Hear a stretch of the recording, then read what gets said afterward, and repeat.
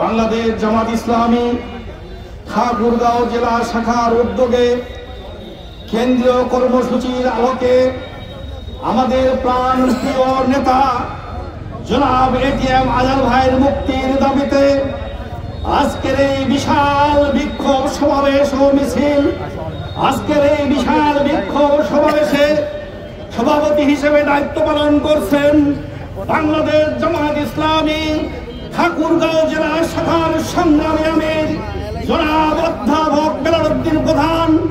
আজকের এই বিক্ষোভ সমাবেশে প্রধান অতিথি হিসেবে উপস্থিত আছেন বাংলাদেশ জামাত ইসলামী কেন্দ্রীয় সংগঠনের মজলিসে শুরার অন্যতম সদস্য, রংপুর দিনাজপুর অঞ্চলের অন্যতম টিম সদস্য, ঠাকুরগাঁও জেলা শাখার সাবেক সংগ্রামী আমির জনাব মৌলানা আব্দুল হাকিম সহ জামাতের নেতৃবৃন্দ, আজকের এই বিশাল সমাবেশের সংগ্রামী বন্ধুগণ, সকলের প্রতি আমার সালাম, আসসালামু আলাইকুম ওয়া রাহমাতুল্লাহ।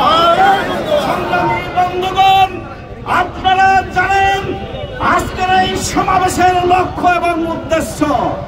আপনারা ইতিমধ্যেই শুনেছেন আমাদের প্রাণ প্রিয় নেতা জনাব এটিএম আজাদ ভাইকে দীর্ঘ 12 বছর মিথ্যা মামলা দিয়ে মিথ্যা সাক্ষী তৈরি করে ওই ট্রাইব্যুনালের মাধ্যমে অন্যায়ভাবে সাজা দিয়ে ট্রাইব্যুনালে আটক করে রেখেছে।